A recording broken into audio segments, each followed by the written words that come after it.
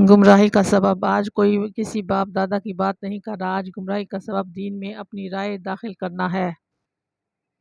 ایک ڈاکٹر صاحب ٹیلی ویژن پر بتا رہے تھے کہ انسان اور جن برابر کے مکلف ہیں، اور جنوں میں بھی نبی ہوتے ہیں اور جن بھی جنت دوزخ میں جائیں گے۔ ان کا کہنا تھا کہ یہ قرآن میں لکھا ہوا ہے، حالانکہ یہ قرآن میں نہیں ہے۔ اگر جن انسانوں کے برابر ہیں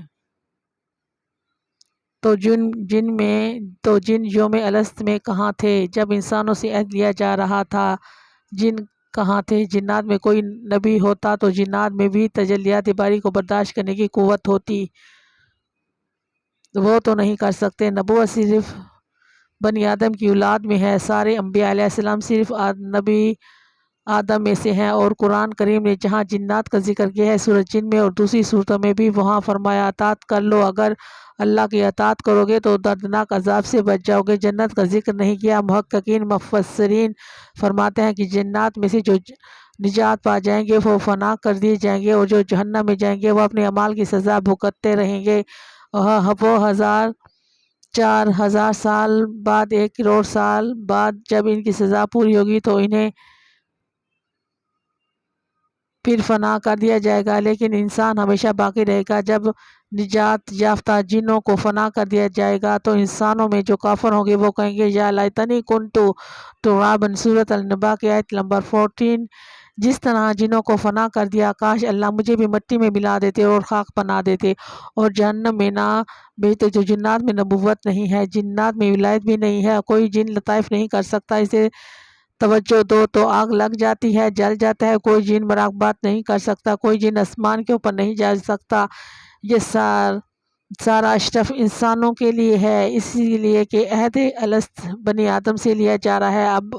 اب یہ الگ بات ہے کہ ہم اپنی حیثیت نہ پہچانے۔ اللہ نے اس وعدے پر اکتفا نہیں کیا، اسی وعدے پر بس کر دیا کہ حجت تمام ہو چکی تھی، لیکن اس سے پہلے انسان آدم علیہ السلام کو نبوت دی، پھر در پہ جہاں ضرورت ہوئی نبی علیہ السلام مبعوث فرمایا، جو یہ عہد الست بھی یاد دلاتا ہے کیا کرنا ہے کیا نہیں کرنا۔ پھر آخر میں سلطان الانبیاء امام الانبیاء آقائے نامدار صلی اللہ علیہ وآلہ وسلم کو ساری انسانیت کے لیے، سارے زمانوں کے لیے، قیامت تک کے لیے مبعوث فرما کر پوری زندگی کے الہی عمل کے لیے یہ بنیادی کتاب عطا فرمائی۔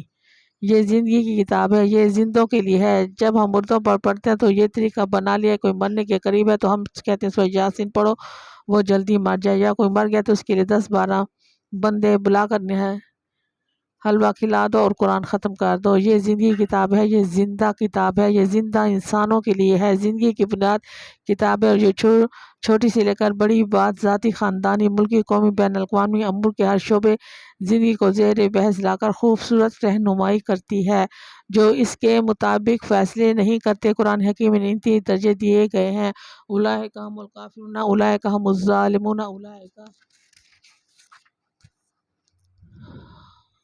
اولئک ھم الفاسقون۔